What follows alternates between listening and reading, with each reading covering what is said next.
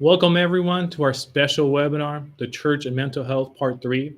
Some of you are seeing through Facebook or YouTube, and for our audience on Zoom.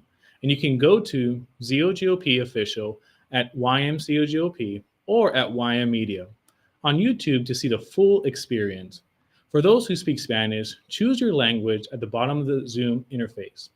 My name is Tony Orona, and I'm honored to be your host for this insightful discussion tonight. We have licensed therapist and soon to be Dr. Brandon Holt, who will guide us through this important topic.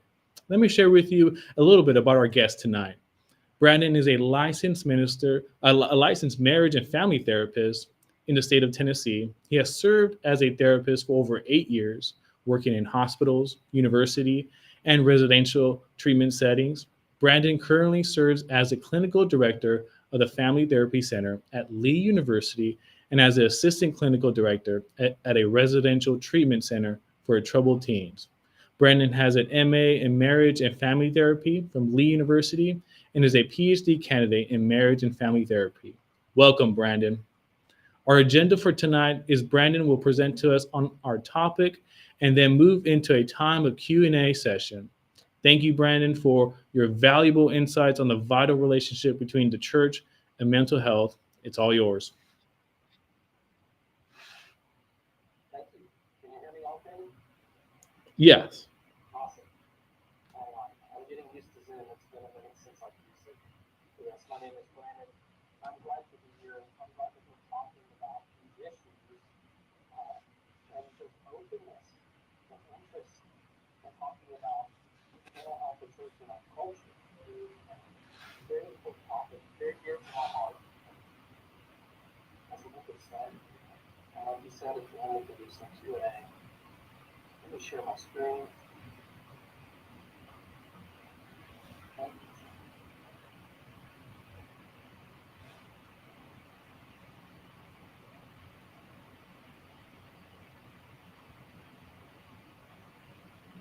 So today,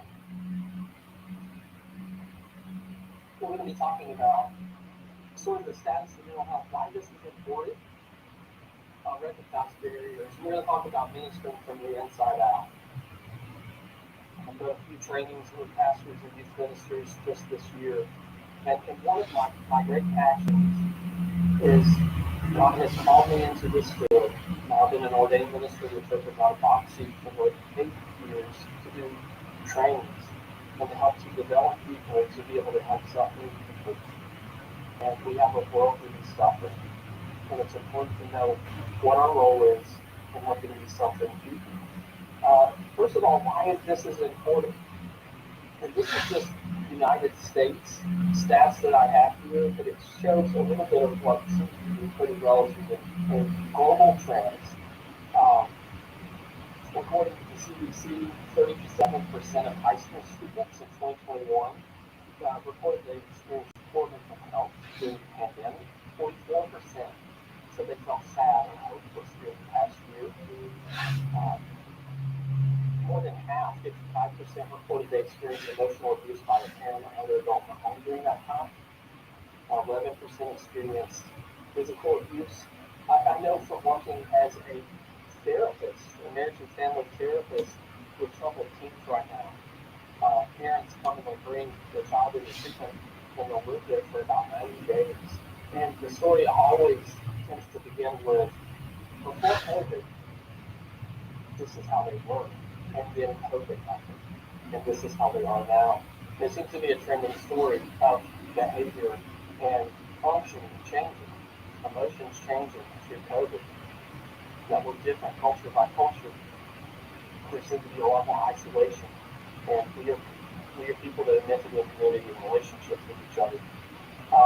Ages 12 and 17, and in 2018 to 2019, 15% said they had been depressed within that year. Almost 37% had feelings of sadness or hopelessness. About 4% had a substance use disorder. About 20% had considered attempting suicide. 15% made a suicide plan. Almost 9% attempted suicide. We've got some pretty significant issues with our teens. these numbers, if you look back at trends, they're so much higher. And even post-COVID, these are all from 2018, 2020, 2021. The trends are the same. So the church responds. The church is the front line. The church is the front line. A lot of people come to church and they want to talk to a minister before they go and see a therapist, before they go and seek help in any other way. We're embedded in communities. We have people that come to us many times, and we don't exactly know how to help them or what to say. I don't know if you're like me, or when people are suffering, I don't always know what to say, but I'm a therapist. I think we feel the pressure to say things that make people feel better, and when people are going through times of suffering, there's really nothing that we can say to make things feel better. It's all about relationship, and we're going to get deep into that. Overwhelm. It's common to avoid as a church when we feel comfortable or trained to address. Or sometimes we might not even recognize the signs that there is a mental health crisis. Really, stigma. There has been stigma in churches, not just the church without a prophecy, when it comes to mental health. And I think a lot of it comes with lack of training and lack of understanding. I've heard a lot of people attribute everything to the spiritual, when I think that sometimes there are things that we are experiencing that are excluded spiritually. We'll get more into that. And finally, if your leaders are wounded and they're carrying their own baggage, part of what we're going to be talking about today is dealing with your own wounds and surrendering to God to let Him work on the healing place. It's hard to work with suffering people when we're suffering. It's hard to pour into others when we're opposite. So I know I'm supposed to be talking to you all about helping people that are in crisis, but we have to move a little bit towards right now Matthew 7:3-5, that parable of the speck of plank. If there's a speck in someone's eye, deal with the plank in your own eye first. So if we are wounded, we need to surrender to allow for healing. If we are wounded, we need to surrender and allow for healing. Healing requires surrender because we can hold on to things and tell God that He can't come in and take care of it. We can hold things close to us and say, I don't want to deal with this yet. I'm not ready to deal with this yet. But we must build on that before we can pour into others.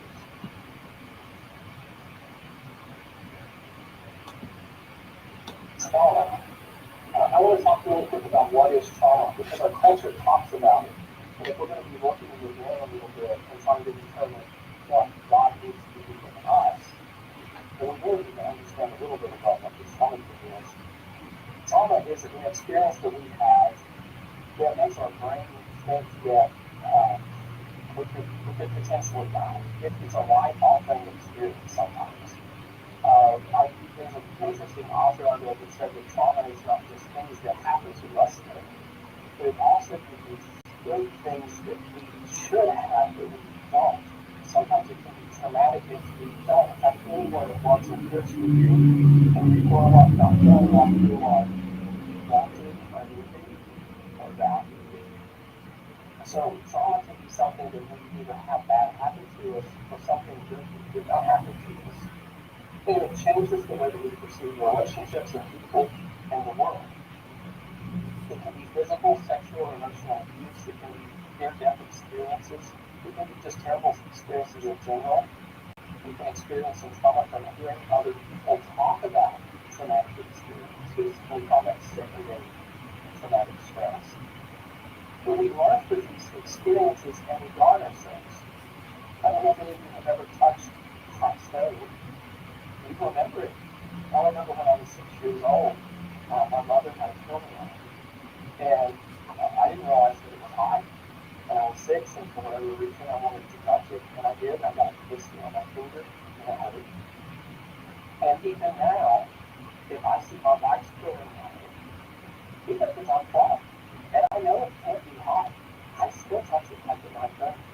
Because I learned from this experience that I safeguard myself. So signs of trauma, feeling numb, feeling nothing. Exaggerated startle response. This is when we're diagnosing trauma. Your nervous system gets so on the edge that when something makes you jump, it really makes you jump. Avoidance of closeness, or even instant holiness, either not wanting to ever connect to someone, or wanting to always be close and clinging to someone, low self-esteem. Most of the kids that I work with who have experienced trauma, they feel worthless, and they do not care for themselves, and they do not feel welcome enough. Extreme irritability, really short fuse, even in situations where it doesn't matter to. For kids, dropping grades, substance abuse, and suicidal thoughts. Because suicide is a short-term solution to a long-term problem. It's an escape route. And trauma puts us sometimes in a mode where we're chronic with mode to escape or to run away.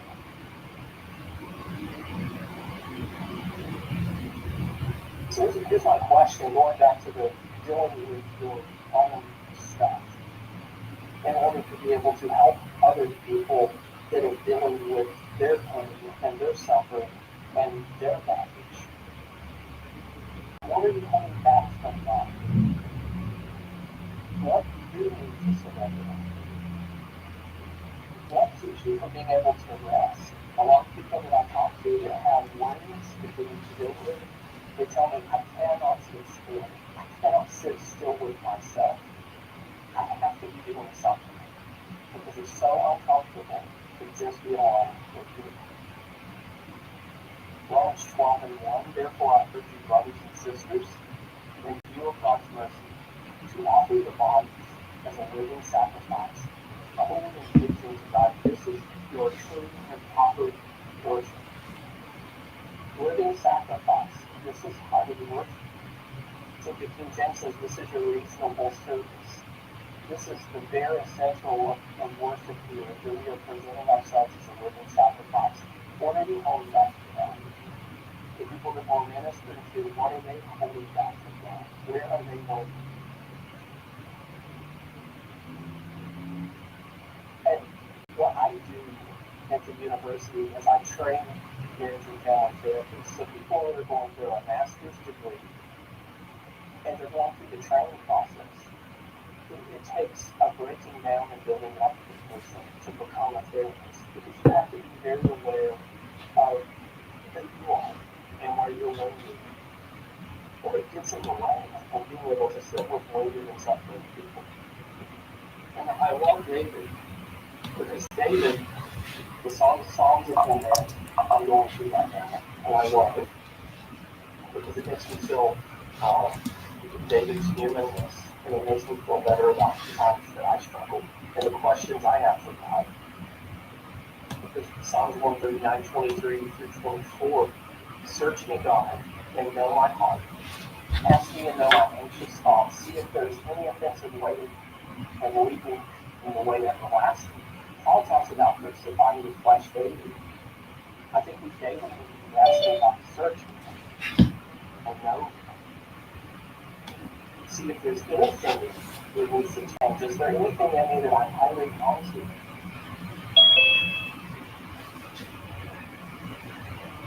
What do you need to surrender to God?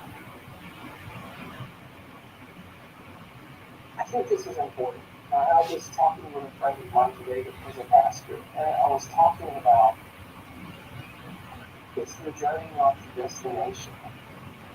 Many times when we are suffering, or people are suffering, you want to get out of it, and you want to get through it. Now, me being a human that's gone through some things in life, and I have sat with so many people that have experienced tragic and terrible circumstances, the more that I get the privilege to sit with them in their suffering, and the more that I have experienced my own trials and difficulties in life, I have realized that in the moment I don't have to take the pain and the discomfort away, but I always look back once I get through it all, and I realized that I'm not the same person that I was when I went through the trial. I went through the difficulty. uh, I I understand myself and my fault. Because I don't know about you, but when I struggle and I suffer, all the ugliness in me, I see it. All of the lack of trust I have in God, my lack of faith, it's in my face. I can't avoid it. There's something about the journey of going through and getting to the other side and then looking back that has changed me as a person. And I would not give those experiences away now. I have watched people go through trauma work as a therapist and go through difficult grief and pain and come out of the end feeling like they're a better person at the end of it, even though they're still hurting. So the Bible talks a lot about the refining fire. Nothing in the Bible when it talks about how God makes us more like Him sounds nothing.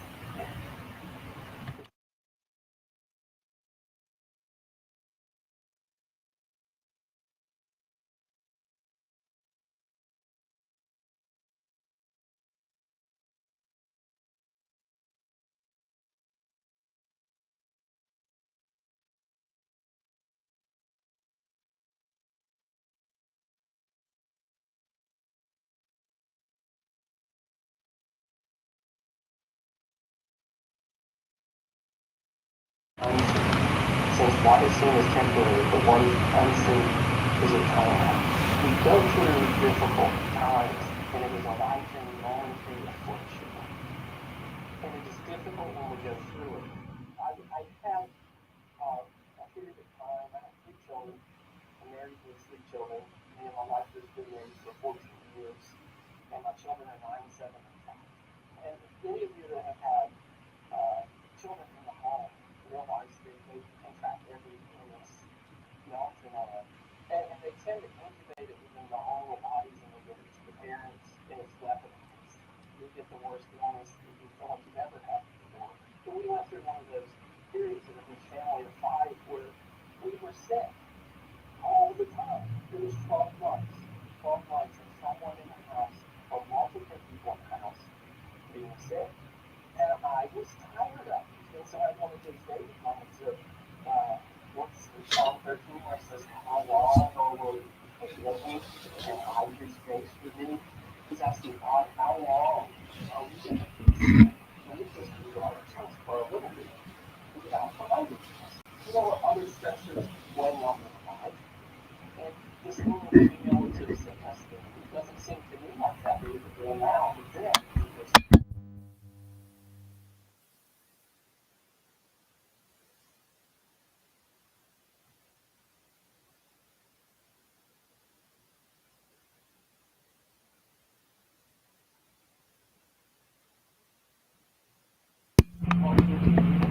on this world, the thing about prayer, this changed the way that I talk about prayer, is that he does not God answered.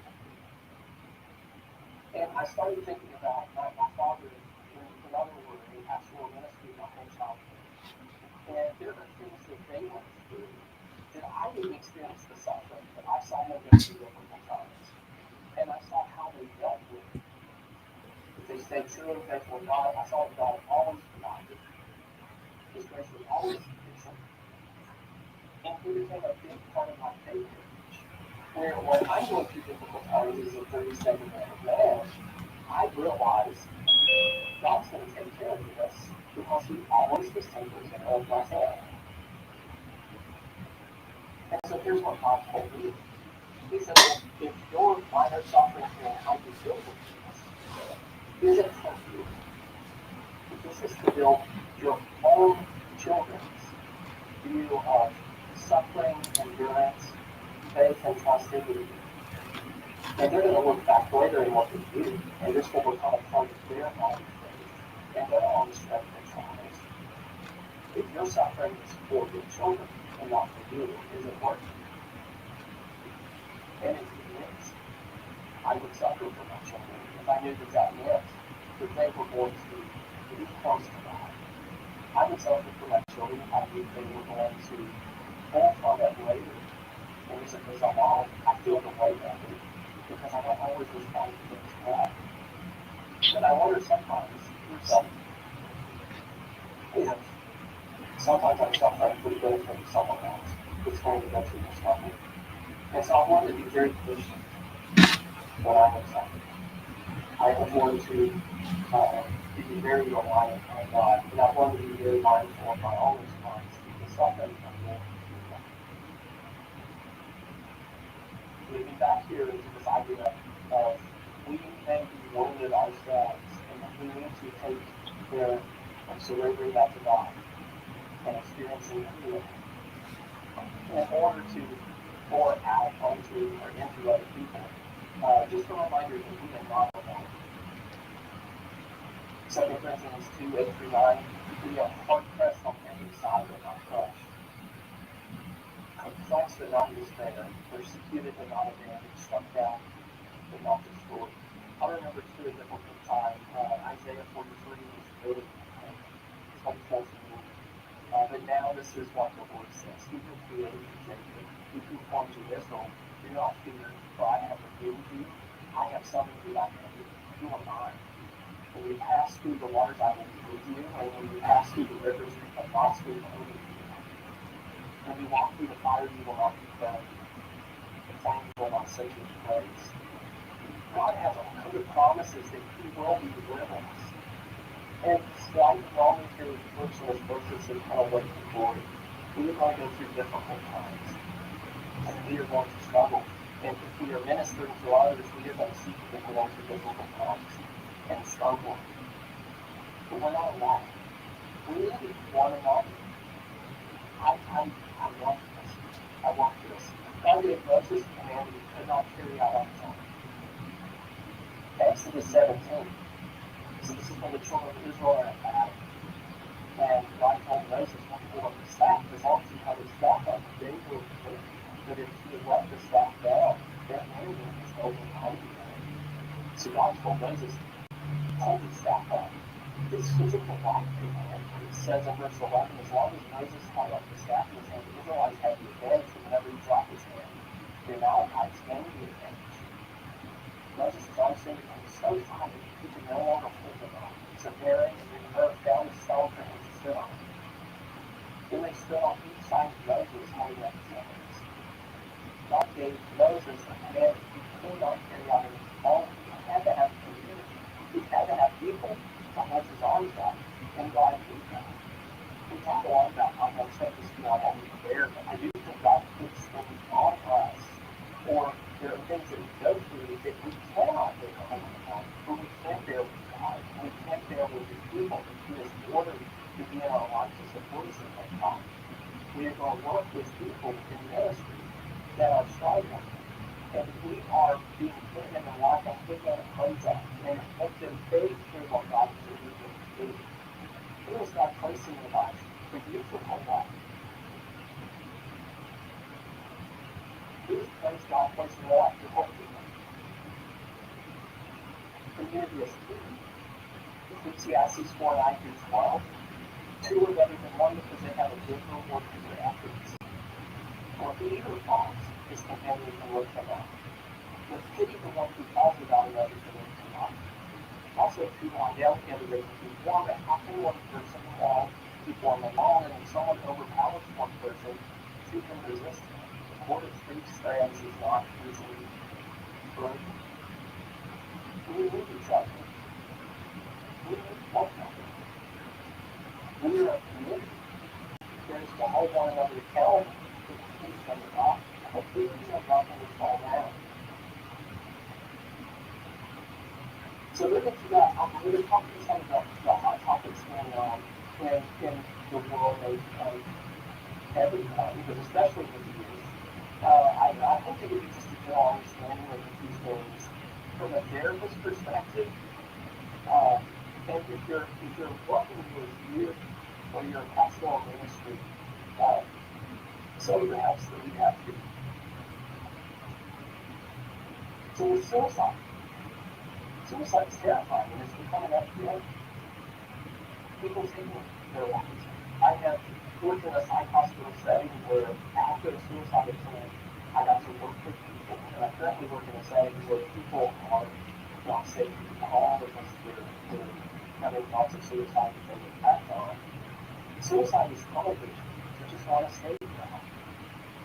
sometimes we get so overwhelmed that we want to escape.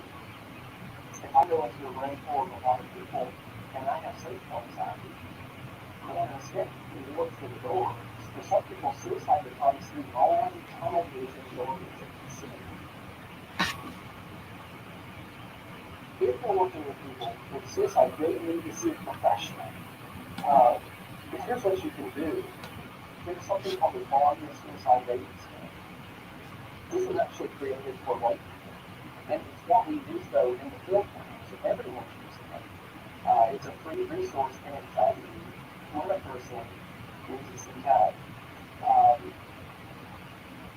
Suicide hotlines exist. They can be helpful. But you can always hang up on a suicide hotline. So just providing that if someone is suicide and working in a room, you can with them and stay with them until they get the correct help. Here's the questions. Is anyone mentioned yellow, orange, or red? A lot of people, even young new therapists, they're afraid to ask people about suicide because this is all the thing. And if you talk about suicide and other people want to always do it, that's totally incorrect. So the first question here, have you wished you were dead and wished you could go to sleep and not wake back? If people give you yes on that, have you actually had thoughts about killing yourself? If they say no to the second one, you're done. If they say yes to that, it's going to be moving on. If you have thoughts about how you might do this, have you had any intention of acting on these thoughts and killing yourself? Because I wish I had any thought you definitely would not have done that. Have you ever started to take out, work out the details of how to take out suicide plan? And then the last question, have you done anything started to do anything or prepared to do anything in your life? This is created for you to be able to go through, and it's very helpful. You pretty much know if you ask these questions if someone is safe to be by themselves. And so you can always take someone to an emergency building if they're experiencing suicidal thoughts and they can't stay safe. You can get their family involved. It's really important if you're a church, I think, to have some sort of plan of this instead of waiting until something happens. If you wait until a crisis is happening, it's a terrible time to create a crisis intervention plan. But having something in place will be really helpful. And this, yet again, is the quality of suicide rating scale. And it's wonderful. Self-injury. Self-injury is for people, kids usually, will have themselves, but they'll say how these things are. They might even maybe burn themselves minor. They can cut themselves in their wrists or legs. It can be other places as well. It's a surprisingly effective release of coping skill. It releases a lot of endorphins, which is a chemical that makes us feel better. A lot of kids will describe to you I felt this intense pressure building up, I to scratch myself, I feel better. And it goes away. It releases entertainment tension. It requires a replacement coping skill. This is just a really good sign that you've got someone who's experiencing a lot of distress and they just don't know how to deal with it and help you out. They probably need to talk to someone about it.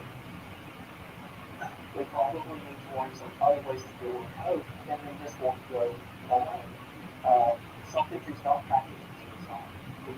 I feel, as we've heard that in the past, self-injury is not practice suicide unless you do that quality suicide rating scale to tell you, yeah, I'm suicidal. But a lot of times they'll tell you I'm actually self-injuring because I don't want to get myself because it makes me feel better. And then I can kind of take a breath and get out of that suicidal point. If someone tells you they self-injure, don't overreact. Don't freak out of it. Don't act like it's a huge deal. Keep in mind you're struggling, you're suffering to come out and support them from that direction. And if you get to be the person with youth and teenagers and adolescents and children that doesn't overreact when they hear something, they'll open up to you all the time because you become safe. They always worry about the consequences. Shame keeps kids from wanting to talk. And so don't induce shame on your response. Be calm, cool, collected, even if inside you're really anxious. And then talk to them about it. I'm just touching this just for a moment, gender and identity. We all need know the Church of God prophecies standing on this, but we're very countercultural when it comes to our belief system on gender and identity. But here's one thing that's really, I don't know, you see this by Solomon when it comes to all kinds of issues right now. We're all made in the image of God. God never changes, and human nature doesn't change either. Throughout history, human nature stays the same. We have the same needs that we have from creation. We have the same desire for God that we have from creation. What changes is culture. And one thing that impresses me about this new generation, both Gen Z and Gen Alpha is just now coming up, is they have this desperate desire to understand who they are and to know what their purpose is, really. And they don't settle for anything that's fabricated. I've seen a lot of kids try to create their own identity, but if it's not real, they just aren't happy with it. And so, I encourage you to working with somebody who's talking about gender identity. They're really needing to know who they are. And what better place than at the church to have people that can tell you, hey, I know who you are. And let me tell you what strength I see. There's a lot of kids these days. They feel so worthless and they don't feel comfortable in their own skin. It helps so much when they have a trusted partner like you saying, you're such a kind person. You have such a pure heart. You are whatever. Just being able to point out to them their strengths, it helps them be able to understand from an outside perspective who they are. You have a lot of kids, if you tell them a compliment, they don't believe it or they don't believe it themselves. So we have a culture trying to find belonging, purpose, and meaning. And I'm all about having conversations with anybody about who they are and that exploration of their self. I'm going to talk about this a little bit, but having relationships with good fruit. That's good fruit.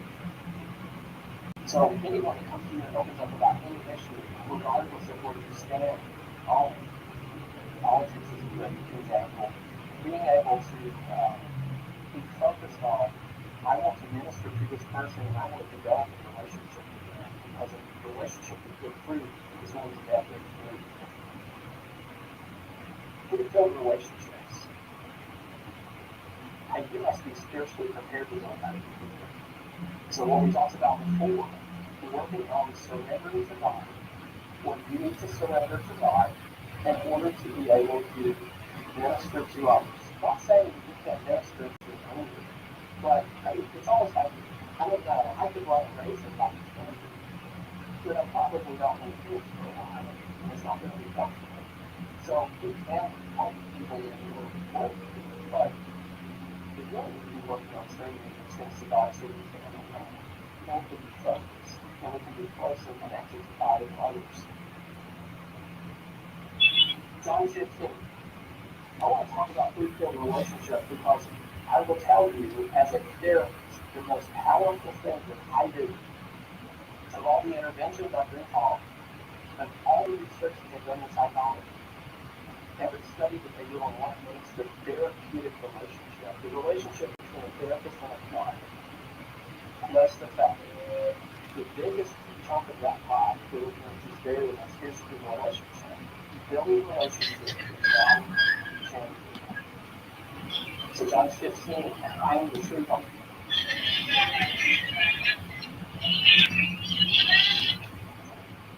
I got music there for a second. I am the true vine, and my Father is the vine dresser. Every branch in me that does not bear fruit, he takes away. And every branch that does bear fruit, he prunes, that it may bear more fruit.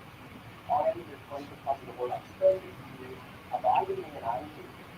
As the branch cannot bear fruit by itself unless it abides with the fruit. Unless you abide in me, I am the vine, you are the branches.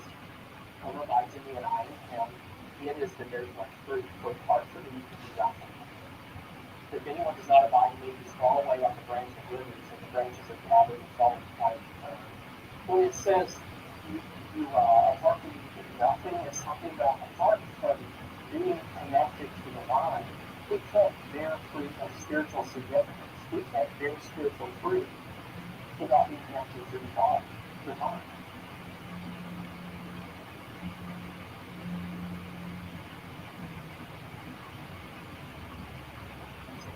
here. So we've heard of the fruit of the Spirit: love, joy, peace, patience, kindness, goodness, faithfulness, gentleness, and self-control. These are essential for healthy relationships and godly relationships. If we abide in Him and He in us, we will bear His fruit. So two responsibilities of people that are wanting to go through hurting and struggling people, youth, teenagers, adults, or whatever, is surrendering to God where you are in and allowing Him to do a work of healing in you. Secondly, but keeping in mind that sometimes God calls us to do things that He knows we can't do on our own, and we need the help of others for the church. The third here, very good, fruitful relationships, abiding in Him. These are our responsibilities. This is what will make ministry possible. So, the fruit of the Spirit, I'm not going to read this part, but this part is important. Every tree, good tree bears good fruit, every bad tree bears bad fruit. Every good tree cannot bear bad fruit, and bad tree cannot bear good fruit. Every tree that does not bear good fruit is cut down and thrown in the fire. Just by the fruit you will recognize them. We're talking about God's fruit. It's such a good lesson to know. If we bear the fruit, it says something. If we're bearing God's fruit, it says something. If I'm bearing God's fruit, I am not abiding in Him. And I must abide in Him for His fruit. And so when I get to this point in my life where I'm taking sort of fruit inventory, and I realize I don't feel like I'm bearing the fruit that I want to bear right now, I realize I must go continue.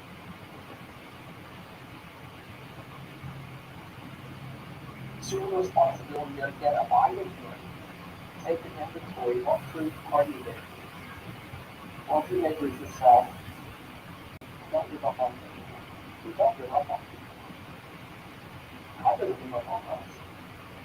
If I was God, I wouldn't give up on people. God doesn't give up on us. We don't give up on people. But we're going back here to the fruit of the Spirit. Patience. Patience is something I'll touch on really quick. Relationships are different. Important relationships in our life are different. The relationships with people we're ministering to are difficult. It takes a tremendous amount of patience sometimes.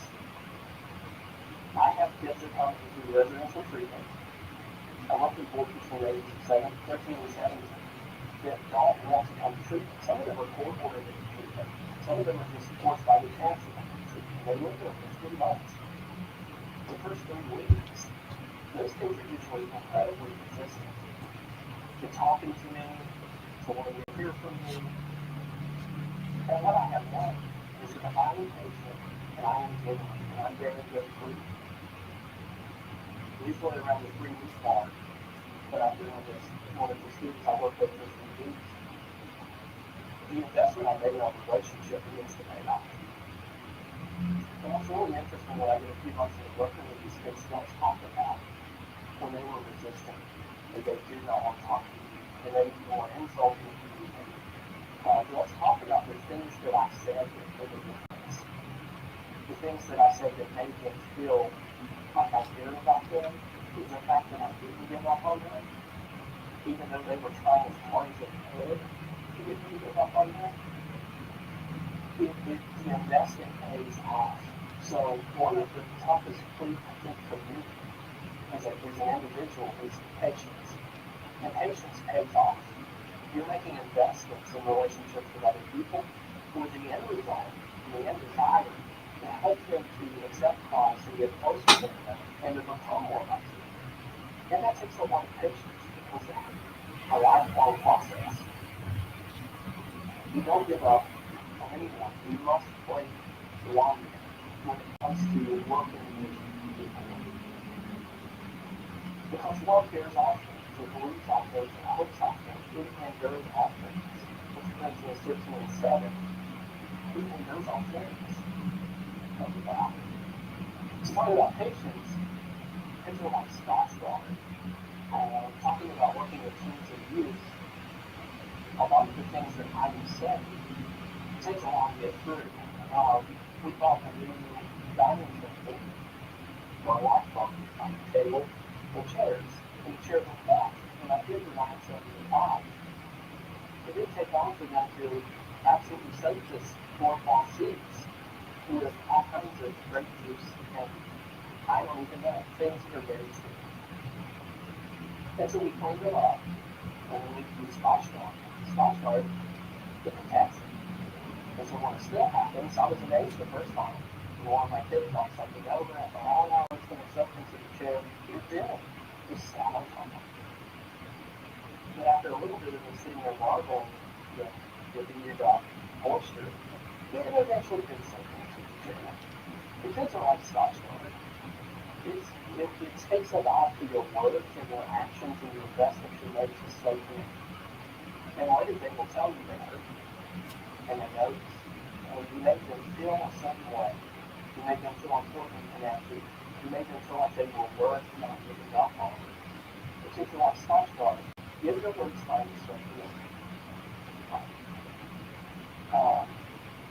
Another story that I think is important, talking about patients. When I was working in a psych hospital, I only had 3 to 5 days to work with people that had just attempted suicide.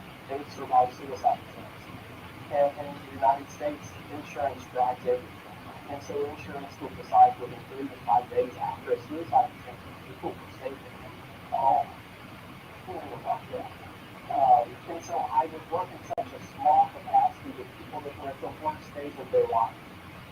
For such a short time, I would try to build a relationship with them. And I prayed at one point, God, am I even doing anything of worth? Am I doing anything important? Is what I'm doing actually making a difference? And so the scripture came through as Paul talking about, I planted a seed in a public property. And I immediately responded to God with, I don't even feel like I'm planting seeds. I'm definitely not watering anything. I'm definitely not seeing the fruition of the seed and the water and the growth that it's supposed to come from it. And the answer that he gave me was someone has to prepare the soil for planting. When we're working with people, we don't always get to see them from the point of preparation of the soil to the planting, the water, to the ground. Sometimes we get that benefit. And I tell you, if you get that benefit, cherish it. And when you're in a difficult situation with another person to minister to, draw strength from that experience where you actually got to see the entire journey of growth. Because we don't always get to see. Sometimes we're just long enough in someone's life that God has to prepare the soil. Sometimes He puts someone in our life to plant the seed. Sometimes we gather seeds that we can plant to. Sometimes we get to see what life is happening. We may not get to see all of those levels. We may see some, we may just see one. But I encourage you to realize someone has to prepare the soil, and God is there. Because God has put you in the place and position in the time that you're with certain people for a reason. Sometimes you see the change. Sometimes you have faith the change will one day come. Because a therapist, I don't get to know what happens to people when I'm finished working with them. I wonder, how their life will turn out. I wonder what struggles they'll go through. I wonder what growth will happen. You just don't know. You have to have faith in the process. You have to have faith in God, in the process of ministry, and the fruitful relationships that you build, the change will come. So a little bit of information here on working with struggling adolescents in the church. This is important. All behavior means something. All behavior has an underlying reason. If there's a behavior that's occurring, there's a cause.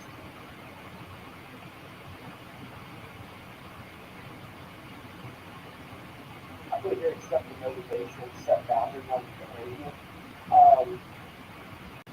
A good example of this would be kids would rather be in trouble than in business. And so you'll notice that there's some kids that do not get care and attention in their life and learn to misbehave in order to get an adult to look at them and notice that they exist. And so they would rather be in trouble than be in business. So if I'm working with a student, I realize you know what? If they have learned that they must get in trouble to be punished and they're invisible, I still must set boundaries on their behavior. For that behavior to take demonstrating, but I accept the motivation. The motivation is I want to connect with other people and I want to be served. And I want to be in community and relationship with someone. I can accept that. As a matter of fact, it gives me a lot more patience and a lot more views when I realize that's the underlying reason for the behavior. Remember that you're not the first person to encounter the difficulty in connecting with this person. If someone is bothering you, or their behavior is not you, that's probably happening to many people in their life. So let's say you're working with a teenager where their behavior is driving you wild, and you just stop avoiding them, you better believe there's other people in their life that have done the same thing. And you may be back to another example of I would rather be in trouble than be miserable. I would rather be annoying and frustrated than to no one thanks. So here's a few reasons for difficult people. Some of the things that kids do that don't make sense, they do make sense. So the first one here, I will test you to see if you will ever give up on me. I'll test you to see if you ever give up on me. Kids do this a lot, especially if they have an experience unconditional love. They always feel that eventually someone's going to be there. Maybe they've been from home to home. A lot of times they're going to test you to see if you're going to give up on them if you really do care as much as you do. Now, the sad thing about this is if they do test your relationship, if you stay with them, they feel relief and then anxiety and fear because they'll say, why did I do that? Now they're surely going to. Some people that experience rejection and abandonment and loss, I will push you away. Some people feel so tired.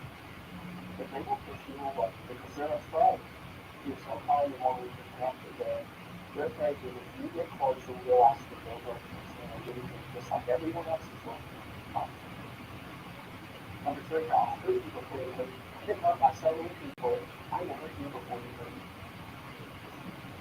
I will reject you before you reject me. Everyone in my life leaves you. I'm going to leave them. I can't tell you how many relationships I've seen going well for someone that has experienced abandonment and rejection. Will start talking to themselves in their head and say, everyone always leaves me. This looks like it's going well, but I know I'm not expecting it. Eventually, this person is going to leave me too, so I might as well go ahead and leave them before they can leave me because it will hurt way less if I do it myself. They will sabotage a great relationship in order to protect, or they think they're protecting themselves from a battery experience in their life. This next one, if you actually get to know me, you'll understand how local I really am. If you get close, you're going to see me and how I see myself, and I just won't that rejection. Some people just been taught wrong ways to relate to that instead of poor models. Maybe I tell you when I work with different kids and I meet their parents, it suddenly makes sense. I understand why they're struggling. I understand that they do so much better when I see them interact with their families. Maybe the only relationships I know are technology. I don't know how to do anything differently than you. You've never met a person where every relationship is full of chaos and difficulty. Here's a reason. You're reminding me of someone who's going to receive my hate from them. If you're working in ministry and you're in a authority figure, you're going to take all of the frustrations that people have had towards authority figures, all the hurt they've experienced from authority figures, the rejection and judgment they perceive from God, as they think that God or the church doesn't love them or accept them, you will receive all of that. You become retarded on it. But yet again, I have had long issues in my life long. Forgiveness is really bad. Really quick, I want to talk about shame.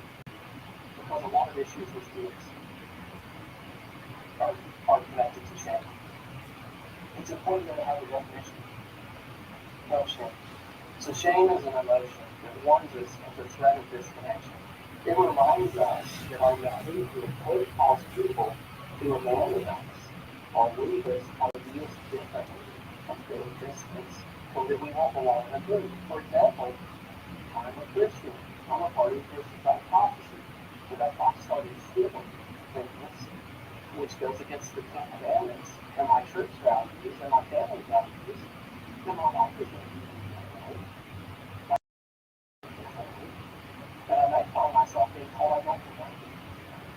shame is an emotion that tells us these things. So when you do something that conflicts with your values and the values of the group that's important to you, you experience shame. So there actually is a healthy aspect to what shame is supposed to be. Not that it becomes debilitating, but this is what it's supposed to do for us. So it makes sense when you look at the side of shame. Shame is a very threatening emotion because it tells us, hey, you could lose your standing, your relationships, or your family. There's nothing more threatening than that. And God created us when we can experience a threat to ourselves, to protect ourselves with the emotion that comes from that, the reaction is negative. So shame actually induces anger. If you've ever felt shame, usually people feel angry and defensive and don't. I will shift this feeling onto someone else. I know if you're in an argument with a spouse, a lot of times there's a lot of pain. You'll get something pointed out, you'll feel some shame, it's like, well, you did this thing. And then you start playing tennis with an anger, and it's what it seems like you're just sliding back and forth and trying to damage one another. Negative thoughts about self.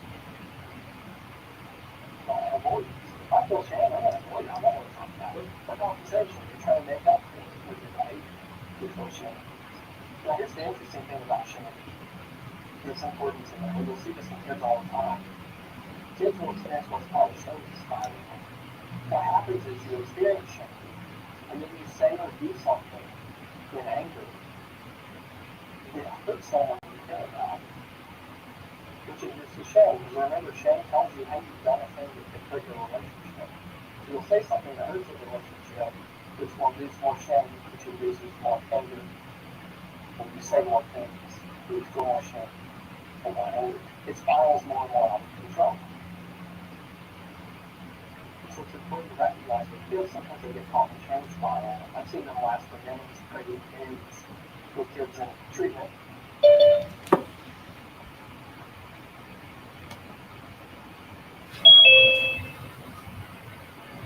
So yet again, your responsibilities to your body and to bear good fruit, to surrender your worthiness to Him. Why we do our work of healing. When it comes to kids, if you see things that are going on in their life, we don't want to perpetuate a pattern. We want to be an exception to the rule. I had a therapist friend of mine who was struggling with just the nature of being a therapist, and she was seeing kids coming to treatment instead of 3 months, and their families were so dysfunctional, and their parents were just not great parents, and they didn't have the care or desire to become their parents. And she asked me, she said, hey, what are we even doing for these poor kids? And I told her, I said, this was something I wanted to do in my relationship with God. It's a question I had for her that he got me with. And I told her, I said, if we are bearing good fruit, and we're abiding in bearing good fruit, and we are showing some kids that have never experienced a healthy fruit-filled relationship in their life, we are providing a new model and a new experience for them. And they're going to crave it. And what they've had before just isn't going to fill that void anymore. We're providing for them an exception to the void. We're breaking the back. We're showing them something different. We're planting the seeds. We're preparing them for it. Someone's going to grow. It's going to grow. Be patient. They're all things, believe all things. And they're all things.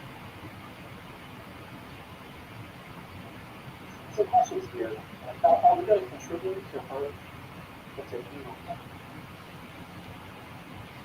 Are we reactive? Instead of seeing the weapon, be aware of the hurt. There's so many people that are hurting that they lash out at us. Look for the root. We're not like the root. And yet again, until you deal with your own wounds and syringes in your body and let Him do a work of healing, it's going to be even more difficult for you to be aware of some other people's wounds.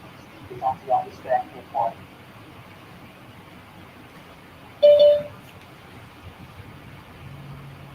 Interrupting the patterns. in my mind is what happens when that happens. What happens when I drink coffee too late at night. So what to do, listen, empathize, sit and suffer. Something I do want to mention, and I don't think I have it either, but I don't, but I can remember. It's a slide I left out. We want to be like Job's friends before they said it. So I think one of the toughest things about working with wounded and hurting people is we feel this compulsion to know what to say, and we feel like we have a responsibility to make them feel better. And we don't. When people are wounded, when they're going through a thousand times, there's nothing that you can say that's going to make them feel better. What makes people feel better is their community, their relationships, and their standing. So Joe, he's suffering. He's suffering share of that, so you can actually see that. So Joe, he's suffering. He's hurting. And his friends do something excellent, I think.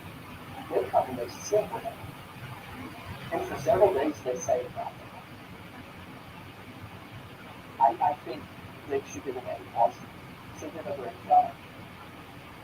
And then they made a mistake. And they have to get out. All three of them began telling Joe what they think about the situation and why it happened and what he probably did wrong.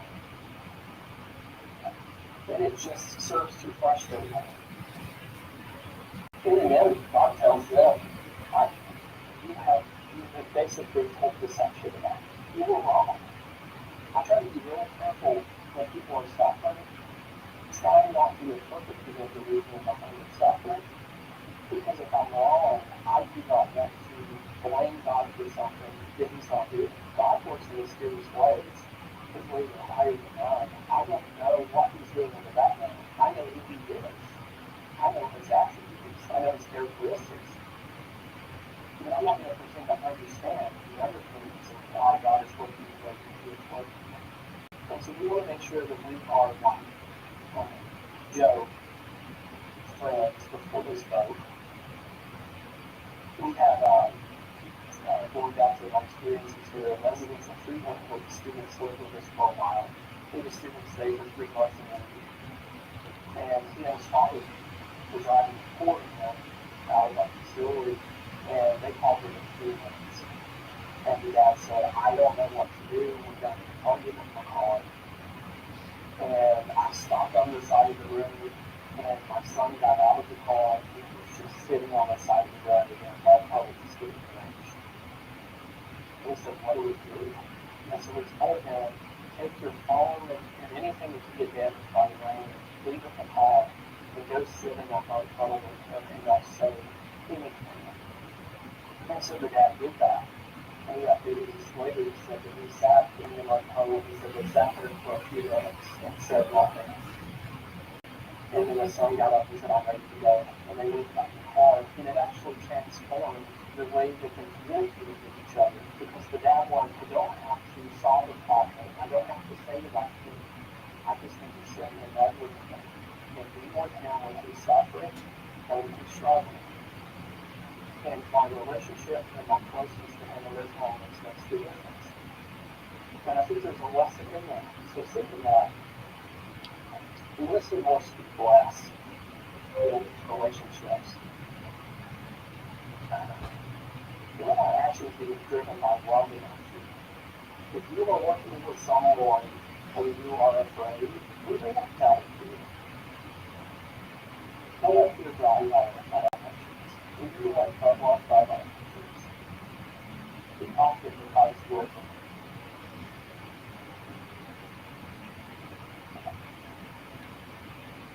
So it's important in terms of getting to know your local services is vital. Wherever you're at, you need to know where you can go, who you can connect with, who you can refer to. Get to know your local Christian counselors. If you're just feeling that you're dealing with Christian counselors, you're going to find people in the jail area If you're in the United States, a lot of people they're just like this. And it's made access even easier. If you're a minister, youth minister, a pastor, try to get involved in treatment and collaborate with your counselor. Counselors want this because you are able to work on the spiritual end while counselors sometimes are working on other pieces. And it's such a good collaboration. It's so powerful. Remember that suicidal thoughts are higher levels of care and support. And so you need to be with that person.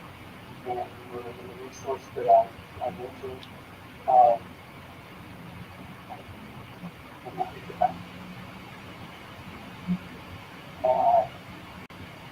So I have time for everyone now. I'm ready for some compassion. Before I answer that.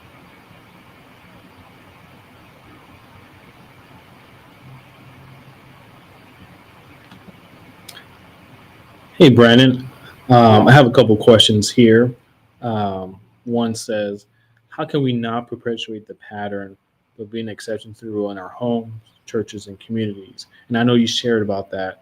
So that was a question that someone asked that, how can we do that within those areas and some examples of that? Right. So not perpetuating the pattern. I know, I'll give you an example of a pattern, a behavioral pattern in my life. Um, One of my kids is a little wild man, and he runs around and he gets more and more energetic as the day goes on.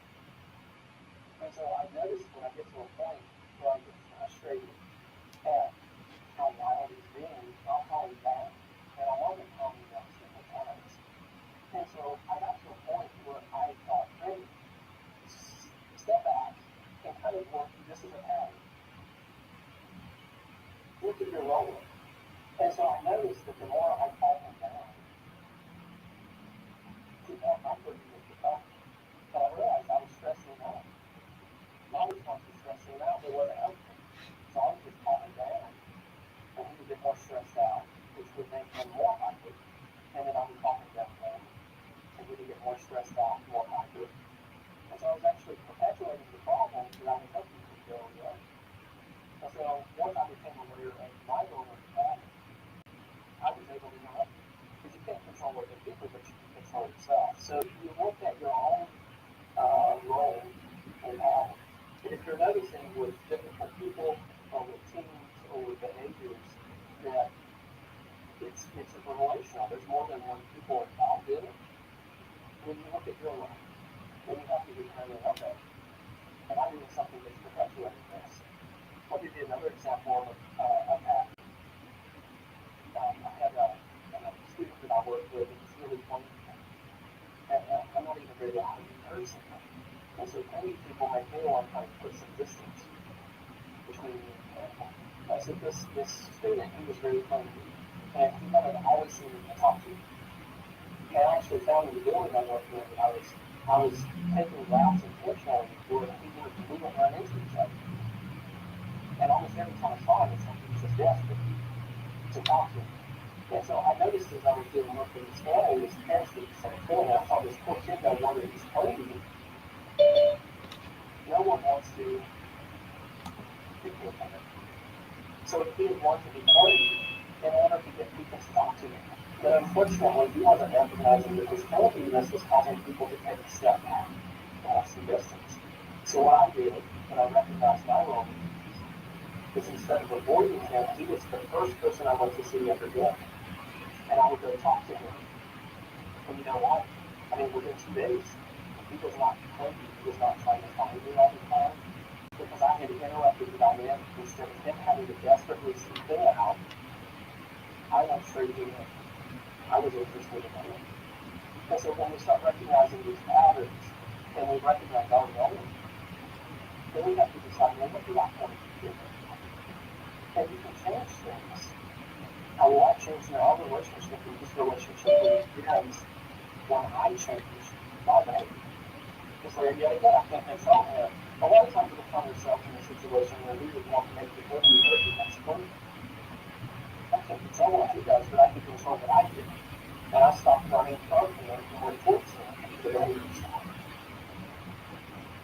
it comes to our churches, a lot of personal awareness. A lot of my teaching and training is about knowing you and knowing yourself, surrendering, doing personal work on you. It makes us better in relationship. And it takes away, knocks out these obstacles between us and God and other people. Because we have a lot of personal awareness. Sometimes you have to ask someone else outside of you, say, hey, I'm noticing, I noticed your role in this pattern. So we have to have openness as well as well. Other questions?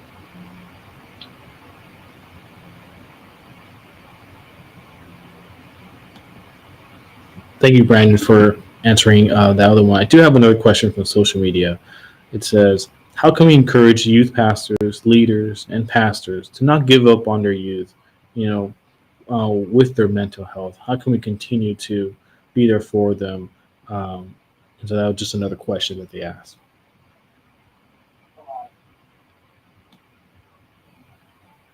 It's a good question. I think the thing that helps, there's a couple things. One, I keep thinking we're supposed to be an ambassador for Christ. And Christ would never get off on us. We can't get off on people. Because if we're operating with good truth and we're trying to operate as an extension of Him, a part of the body of Christ, then we've got to be able to do that. He doesn't provide. Now, of course, there's elements in the Bible that talks about if the person's not receiving it, how we talk to them, and eventually get out of the community. But that's different than just giving up on them because they're frustrated with us or they're difficult. And so I think a lot of it's a paradox here. We have to be patient, and I think the wages of sin is death. I do not deserve the gift that God has given me. And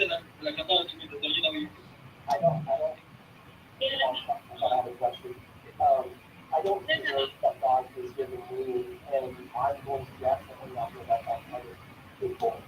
I think a lot of times their pastors just get frustrated maybe in their ministries, and they get caught up in power struggles. It is easy to get into a power struggle. And so one of my slides that we talked about sidestepping the power struggles. I get way more curious than I get offended people that are not doing what I wish they were doing. I'm immediately asking myself, why are they doing this? I wonder if they do this all the time. What's the purpose of this behavior? And if I can start to understand what the purpose of behavior is, there's an underlying meaning almost obvious. There's an underlying meaning. We can minister there. Underlying needs, underlying beliefs, we can be great ministry there. And so I think a lot of it's a paradox here. We need to say, maybe ask that question. This person's behavior is difficult, or is the behavior purpose? Is there an underlying need, an underlying need? And can I minister any of those two areas? Other questions? Thank you. Yeah, just open up any other question. Thank you. Any other questions within our Zoom sessions? All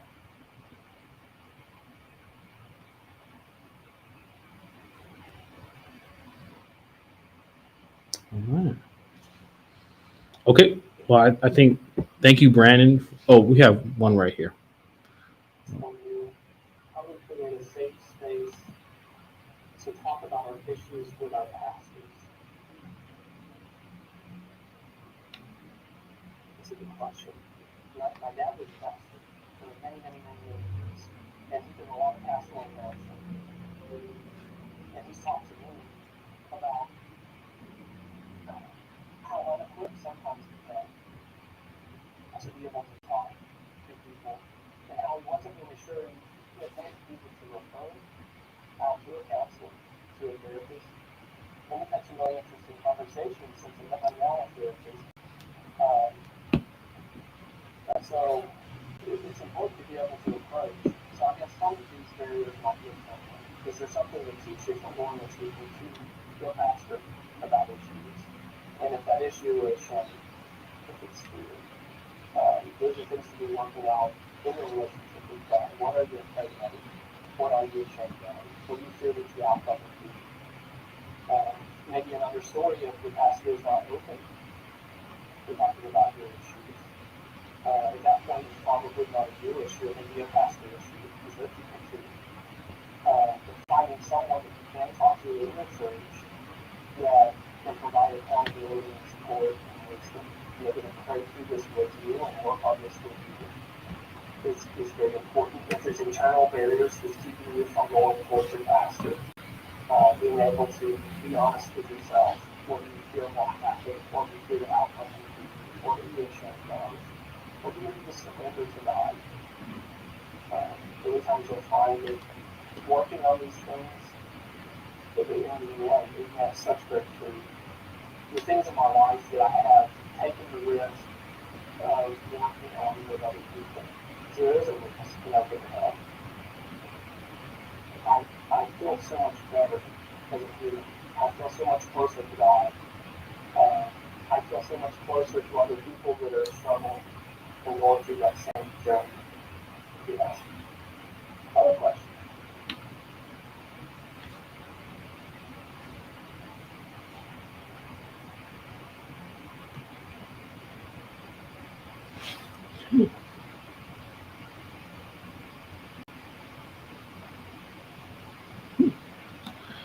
Okay, well, if there's no other questions, Brandon, thank you for just your presentation and what you've been sharing. It was excellent, and I believe everyone that was attending and able to hear can be able to grab something awesome that they can be able to share within their communities, at home, with their children, or with the youth that they're interacting with in their churches.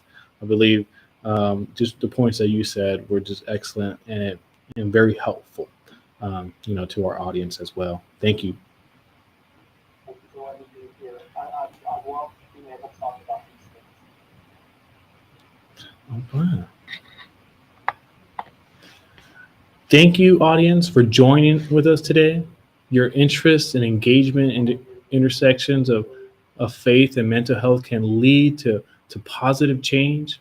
We hope to insights shared tonight will empower you to contribute to a more compassionate and understanding on your world and community as well. And so, if you have further questions, continue to message us.